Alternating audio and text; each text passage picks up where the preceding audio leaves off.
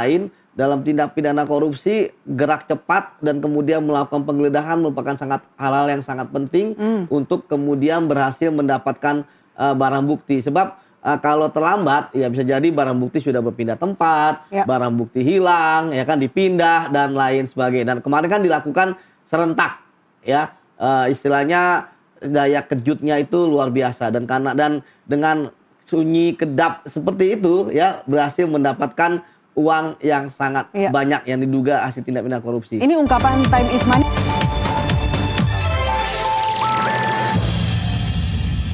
Bersama rekan penegak hukum tentunya saling mendukung bagaimana ini menjadi terang, menjadi jelas dan bisa kita jelaskan kepada masyarakat bahwa Jampisus tidak ada keterkaitan dalam bisnis yang apa yang telah diberitakan di medsos seperti di Cipete. Pemirsa, penyidikan dugaan korupsi dan tindak pidana pencucian uang yang ditangani Polri kini menjadi sorotan luas. Bukan hanya karena besarnya nilai uang dan aset yang diamankan, tetapi juga karena munculnya sejumlah isu yang dikaitkan dengan pejabat di lingkungan Kejaksaan Agung. Sudah bersama kita di studio Yudi Purnomo, mantan penyidik KPK, dan Yenti Garnasih, pakar tindak pidana pencucian uang atau TPPU. Mas Yudi, terima kasih sudah hadir di studio. Siap. Ibu Yenti, apa kabar? Alhamdulillah baik. Alhamdulillah baik. Saya mulai dulu ke Mas Yudi. Mas Yudi, ini yang digeledah lokasi-lokasi pribadi ya, bukan kantor resmi ya. Ini apa artinya? Saya pikir ada berbagai macam ya. Ada sekitar 13 sampai tadi malam ya. Termasuk ada dugaan kantor. Jadi kalau penyidik melakukan penggeledahan, tentu mereka sudah berdasarkan analisis ya, mengapa tempat tersebut digeledah. Karena penggeledahan adalah serangkaian tindakan penyidik untuk ya mencari dan menemukan ya barang bukti yang diduga berada ya di suatu tempat. Ya entah disembunyikan atau memang berada di tempat tersebut. Artinya tentu tempat yang digeledah itu adalah tempat-tempat yang penyidik yakin di situ ada barang entah misalnya dokumen, termasuk aset-aset uang dan sebagainya. Dan kalau penyidik di awal ini lebih banyak ke kediaman pribadi ya, misalnya ke money changer ataupun ke kafe, artinya memang untuk awalan penyidik berusaha untuk mendapatkan barang bukti berdasarkan teknik follow the money ya, uang, aset dan sebagainya, dan berhasil ya hampir 1,5 triliun baik dalam bentuk rupiah, dolar Singapura, dolar Amerika maupun dalam bentuk emas ya hampir 74 kilo gitu. Nah dalam penggeledahan tersebut kan tentu penyidik juga telah meminta penetapan dari pengadilan dan kan tidak ada halangan dalam penggeledahan ya, alhamdulillah. Kemudian juga kita tahu juga bahwa dalam proses penggeledahan tersebut ya penyidik berhasil menemukan barang bukti. Nah ini memang bentuk penegakan hukum represif ya dan diatur dalam KUHP ya. Ini artinya penyidik sudah mengantongi apa saja? Sprindik, surat izin dari pengadilan negeri? Oh iya, tadi saya katakan bahwa tentu dalam melakukan penggeledahan tidak asal ya. Pertama tentu ada surat perintah penyidikan dulu dan ini kan sudah naik ke penyidikan dari kemarin ya. Kemudian yang kedua ada namanya surat permintaan kepada pengadilan negeri untuk penetapan penggeledahan di mana tempat tersebut digeledah. Misalnya kalau di Cipete pasti ke PN Jakarta Selatan. Kalau di Bogor kan kayak Sentul, Pengadilan Bogor. Nah setelah mendapatkan penetapan baru kemudian dibikin surat perintah penggeledahan beserta dengan surat perintah tugas yang kemudian akan berangkat ke sana. Tapi intinya bahwa saya pikir penyidik sangat luar biasa dan responsif bahwa memang dalam tindak pidana korupsi ya berbeda dengan tindak pidana lain. Dalam tindak pidana korupsi gerak cepat dan kemudian melakukan penggeledahan merupakan hal-hal yang sangat penting untuk kemudian berhasil mendapatkan barang bukti. Sebab kalau terlambat ya bisa jadi barang bukti sudah berpindah tempat, barang bukti hilang, ya kan dipindah dan lain sebagainya. Dan kemarin kan dilakukan serentak, ya istilahnya daya kejutnya itu luar biasa dan dengan sunyi kedap seperti itu ya berhasil mendapatkan uang yang sangat banyak yang diduga hasil tindak pidana korupsi. Ini ungkapan time is money benar-benar terbukti di sini. Karena dengan gerak cepat terbukti ratusan miliar bisa diamankan. Betul Mbak Lastri. Kita sebenarnya sambil menunggu ya Mas Yudi, hari ini kan harusnya jam 4 Polda melakukan konvers, tapi ternyata tadi diundur jam 7 malam ya. Nanti kita sambil pantau kembali di Polda seperti apa kondisi di sana. Tapi kalau Anda bisa simpulkan nggak dari tempat-tempat yang digeledah? Biasanya kalau berangkas kita akan ketemunya amplop-amplop ya. Tapi ini berangkas dibuka ketemunya koper gitu. Dan nggak tanggung-tanggung ada 7 koper di situ. Dari lokasi-lokasi yang digeledah itu, entah itu kafe, money changer, atau rumah-rumah pribadi, apa yang Anda simpulkan? Apakah memang rumah-rumah atau lokasi-lokasi itu didesain sedemikian rupa untuk menyimpan barang-barang itu? Ya, kalau berdasarkan tempat ya dibuka dia. Saya pikir untuk desain interiornya memang dibuat untuk disembunyikan gitu ya, sehingga kan kita bisa melihat penyidik artinya berangkas itu berada di balik pintu ya, atau di balik ruangan ya. Jadi memang sepertinya itu ingin menyembunyikan sehingga dari kasat mata. Tetapi tadi yang saya katakan bahwa dalam penggeledahan ini yang menarik ya Mbak Nastiti, pengalaman saya kan kita tuh sudah dilatih ya, bagaimana ketika menggeledah itu kita benar-benar melakukan penggeledahan secara baik ya. Misalnya kita dari ruangan depan dulu, kemudian ke belakang, cek atas, ketok tembok. Karena dari beberapa pengalaman saya juga terkadang kita tok-tok tembok gitu ya, ternyata tembok itu kosong udaranya, ternyata dibongkar, ternyata di situ tempat. Dan memang berangkas merupakan salah satu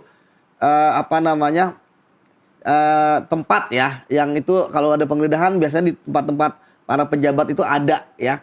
Kenapa? Karena itu untuk menyimpan aset-aset mereka. Kan mereka juga tidak mau asetnya hilang juga. Apalagi kalau kemarin kan di kafe kan tempat keramaian gitu kan. Kalau ada ini kan ada kuncinya dan sebagainya, dan ada passwordnya gitu. Jadi memang ketika kita geledah itu, pengalaman saya menemukan berangkas, kita seperti ada harta karun nih gitu kan. Ya tapi kadang-kadang ada juga kalau misalnya udah dipindahkan kosong. Tapi setidaknya kita yakin ngapain orang beli berangkas atau punya berangkas kalau dulu tidak pernah ada barang-barang berharga di situ. Kita tetap akan menjalankan permintaan dari Kapus Penkum Kejagung kemarin yang minta kita untuk menjunjung tinggi asas praduga tak bersalah dalam hal ini. Tapi kalau boleh disimpulkan dengan lokasi atau tempat-tempat penggeledahan yang sudah kita sama-sama saksikan, Anda bisa mengambil kesimpulan bahwa ini bukan petty corruption lagi ya, ini grand corruption yang nggak main-main. Iya, dari jumlahnya sangat besar saja yang ditemukan itu sudah besarnya sampai setengah triliun, itu besar gitu. Dan itu kemungkinan masih bertambah lagi. Dalam beberapa kasus bupati yang ditangkap belakangan ini kan dari ratusan sampai 1 miliar, 2 miliar, artinya 2 digit aja gitu ya, dalam sisa miliaran gitu ya. Artinya ini benar-benar luar biasa ya, sekali lagi karena kasusnya pun 3 ya. Batu bara ya yang awalnya dan 2 kasus lainnya. Begitu Mbak Nastiti. Oke. Saya ke Bu Yenti untuk membedakan antara korupsi dengan TPPU, Bu Yenti, Anda sebagai pakar TPPU di sini. Kalau korupsi kan sering menjadi kejahatan asal ya yang menghasilkan uang haram. Sementara kalau kita bicara pencucian uang atau TPPU, itu rangkaian tindakan berikutnya untuk menyembunyikan jejak uang korupsi tersebut. Pertanyaan saya adalah unsur hukum apa yang harus terpenuhi agar seseorang bisa dijerat dengan pasal-pasal TPPU? Ya, kalau untuk TPPU, pertama juga harus ada kejahatan asalnya. Di situ kan disebutkan ya, menyembunyikan, membelanjakan, menyimpan, membayarkan, mentransferkan atas harta kekayaan yang didapat dari kejahatan asal. Artinya dalam hal ini ada kejahatan asal, kemudian ada perbuatan lagi yaitu mengalirkan. Dan orang yang menerima aliran pun kena TPPU, yang mengalirkan kena TPPU dan korupsi. Artinya apa? Artinya bahwa TPPU itu memang sangat tergantung pada kejahatan asal. Dan juga harus dilihat bahwa artinya setiap kejahatan harta kekayaan, kejahatan ekonomi itu hampir pasti terjadi TPPU. Tidak mungkin habis hanya dilihat aja itu nggak mungkin. Ya, itu memang apa ya, dulu milestone-nya bagaimana kita bisa mempunyai strategi memberantas kejahatan ekonomi, bukan saja follow the suspect, tapi juga biar mencegah itu follow the money atau follow the proceeds of crime. Just because Hasil dari kejahatan itu bisa jadi sudah bukan money lagi gitu kan. Bisa bisa jadi ini kan tadi kan money yang disimpan saya nggak tahu itu dari mana ya. Tapi bisa jadi mungkin sudah jadi mobil, sudah jadi apa. Maka TPPU itu adalah harta kekayaan yang berasal dari hasil kejahatan. Caranya bagaimana? Ya, bagaimana? Apakah itu ditransferkan? Apakah itu dibawa ke money changer atau untuk usaha? Ya itu adalah proses tadi. Itu adalah itu modus mereka. Kita penegak hukum strateginya adalah memfollow hasil kejahatan itu.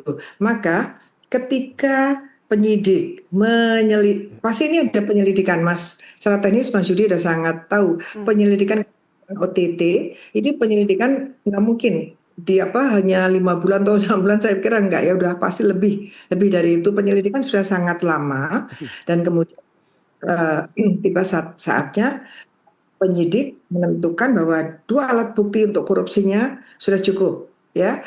Tetapi bersamaan dengan itu penyidik juga menemukan bahwa 2 alat bukti itu ternyata sudah ada keterangan dan kemudian ada juga analisis. Setelah dianalisis ternyata uang hasil kejahatan itu juga mengalir. Maka berdasarkan pasal 75 Undang-Undang TPPU menyatakan bahwa dalam hal penyidik tindak pidana asal dalam hal ini korupsi menemukan juga 2 alat bukti minimal terjadi tindak pidana pencucian uangnya, maka menggabungkan sekaligus penyidikannya yaitu korupsi dan TPPU. Itu sekarang baru penyidikan, artinya peristiwa sudah ada.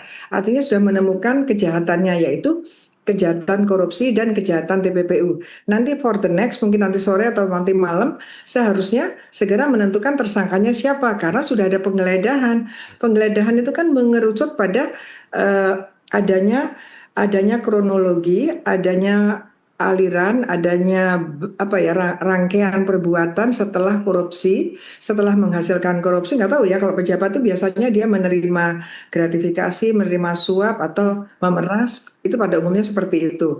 Nah, yang memeras siapa, yang menyuap siapa, itu biasanya pihak swastanya. Berkaitan dengan apa ya, kalau di sini kan katanya Asabri, Krakatau Steel dan Batubara PLTU, ya kan? Itu pasti di antara mereka kan ada perusahaannya, ada pihak ketiganya. Nanti juga prosesnya bakal banyak ini. Kenapa ada seperti itu? Siapa saja yang terlibat? Polisinya siapa? Jangan-jangan PLTU tadi kementeriannya siapa? Menterinya siapa pada waktu itu? Bahkan sampai sekarang ini harusnya diungkap semua. Nah, nanti dari apa yang sudah di mapping kan, sudah dianalisis tadi, penyidik sudah tahu bahwa ini korupsi, hasilnya ini, ternyata hasil itu mengalir ke sana kemari, ada nama ini, maka diketemukan 2 peristiwa pidana, yaitu korupsi dan TPPU. Maka mereka mengatakan bahwa ada korupsi dan TPPU, ini bagus, berani, ini paling strategi. Karena TPPU itu sebetulnya adalah TPPU itu memang new crime, karena sekarang ini setelah kita punya undang-undang korupsi, setelah ada anti money laundering legal regime internasional, itu diketemukan kejahatan baru yaitu menikmati hasil kejahatan.